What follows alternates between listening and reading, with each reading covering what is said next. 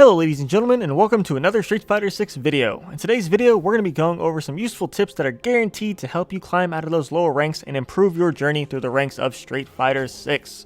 But before we continue, if you find this video helpful or entertaining, please consider leaving a like and subscribing to the channel. Now let's begin. The first tip is to practice your reactions to drive impacts. In the lower ranks, DI gets used a lot. A lot of players just love using it as a way to power through your pokes and basically just skip neutral, since a lot of them aren't too good at that quite yet. So, practice reacting to drive impacts and make sure you know which moves you can do and cancel out of into a drive impact. Any special cancelable move you can cancel into drive impact. So throw those out more, and if they hit, good. You can get your offense going. But if your opponent tries to DI through them, you can cancel and react and DI right back and get a full combo on them. You can punish their DI with one of your own. The next tip is going to be to focus on punishing. In the lower ranks, you're going to encounter a lot of people that just mash and play full aggression.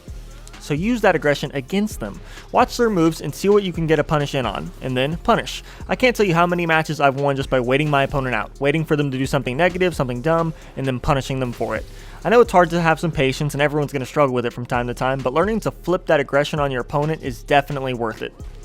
The next tip is going to be to learn one really good bread and butter combo. As a new player and at those lower ranks, damage typically isn't really an issue. Everyone can press buttons or use auto combos and deal alright damage. So instead, learn one good combo that is, alright, does alright damage, that you can do consistently.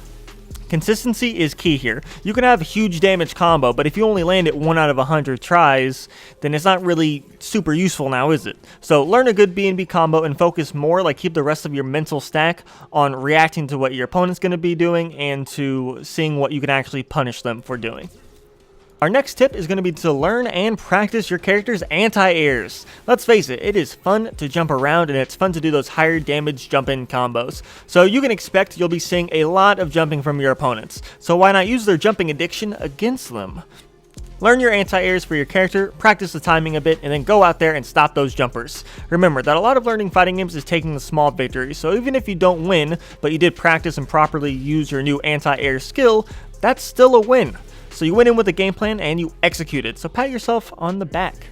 Our final tip is going to be learning how to deal with projectiles.